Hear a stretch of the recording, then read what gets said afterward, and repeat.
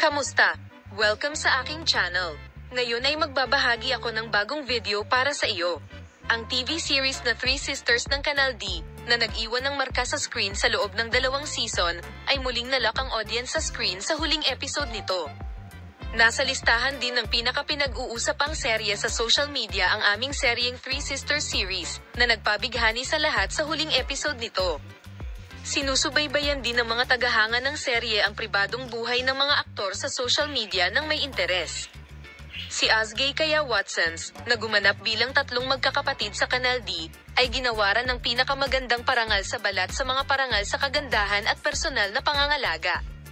Ang punto kung saan gustong ipagdiwang ni Asgay Kaya ang parangal na ito sa ibang paraan kaysa sa iba, inimbitahan ng kanyang mga kaibigan mula sa serye sa TV na Asgay Kaya sa kanyang bahay para sa hapunan. Sa puntong inanunsyo niya ang imbitasyong ito sa kanyang social media account, naroon si Gökberk Demirci, ang gwapong aktor ng serye, sa mga dumalo.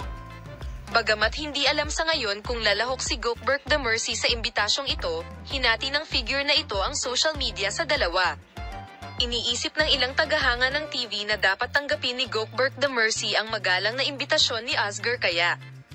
Iniisip ng ilang tagahanga na hindi magandang hakbang para kay Gökberk Demirci na dumalo sa kaganapang ito nang wala si Asgay Yagiz.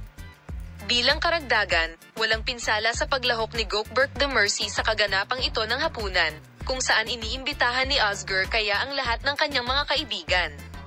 Dahil ang ating mahal na mag-asawa na sina Asgay Yagiz at Gökberk Demirci ay lubos na nagtitiwala sa isa't isa at ang pagkakahiwalay ng dalawa ay hindi nagdudulot ng anumang problema. Salamat sa panonood ng aming video, sana makita ka sa mga bagong video. Bye!